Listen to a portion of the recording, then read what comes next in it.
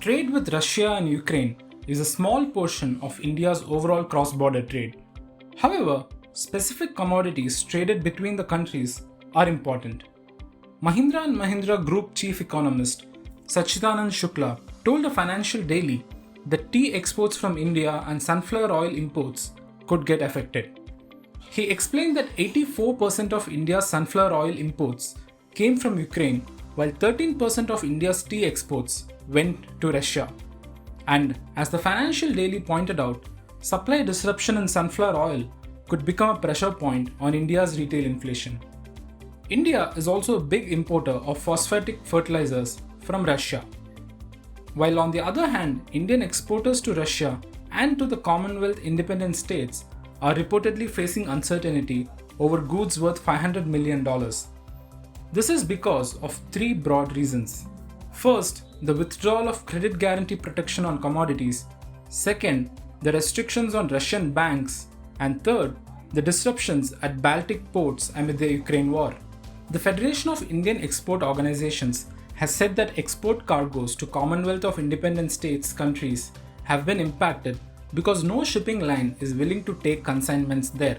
This is because there is no movement of ships through the Black Sea. Indian exporters fear that payments worth about $400 million might get stuck. This is because Western nations have blocked many Russian banks from accessing the Society for Worldwide Interbank Financial Telecommunication or SWIFT platform. Exporters have found that many buyers do not have the ability to make payments in any foreign currency or from a third party or country, but they have shown willingness to make payments in ruble. Against this backdrop, multiple sources told Business Standard that the government might soon allow bilateral trade between Russia and India in their national currencies. Such a step would be taken to avoid any trade disruptions. The Rupee-ruble trade arrangement will bypass the sanctions imposed on Russia by the West. We have a lot of business with Russia in components, machinery. We import a lot of components for earlier machinery and other equipment supplied by Russia. So Ukraine is a big center for sophisticated component manufacturing. A lot of our goods go through Caspian Sea to Odessa and other ports, which ultimately finds way into Central Asian countries or Russia or other part. The immediate thing is payment system. There are already goods on high seas. There are already goods in a port like Antwerp and other port on transitment to various parts of Ukraine. Second thing is the Western countries have stopped SWIFT system. So what will happen to the payment which are on the way to banks?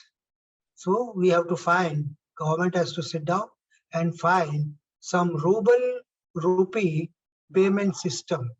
You see, we have got this when we were dealing with Iran. Apart from that, ECGC cover. All our exports are covered by credit guarantee schemes internationally. And in turn, our credit guarantee schemes and other, they also get their insurance covered with international insurance companies. What will happen to that? We seek some financial assistance from the government to extend export credit guarantee, not only guarantee, but also export finances for a further period. See, there are some long-term contracts. So we'll be manufacturing, supplying. And what about the money stuck up there and the bank interest? Because bank will start penal interest.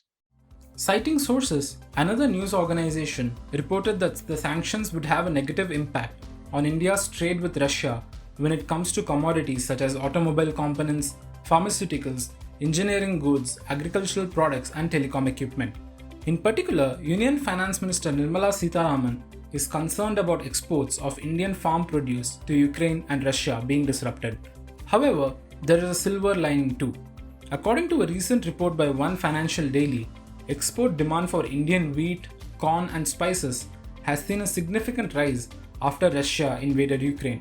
International trade would be shifting sourcing to India since supplies from the two countries have come to a halt. Russia holds sway in the world metal supply. According to Chrysler Research, Russia and Europe together account for nearly 10% of global primary aluminium supply. As far as the steel trade is concerned, it is the second largest exporter with a 13% share. As worsening tensions threaten supply, exporting countries including India may step in to plug any gap. Russia exports around 30 to 33 million tons of steel. Meanwhile, a news agency reported that India is considering guarantees of lenders' letters of credit and soft loans for exporters hit by a cash squeeze. The government is also mulling asking state-owned banks to lend to exporters at reduced rates or provide funds to them directly up to the amount of pending payments from Russia and Ukraine.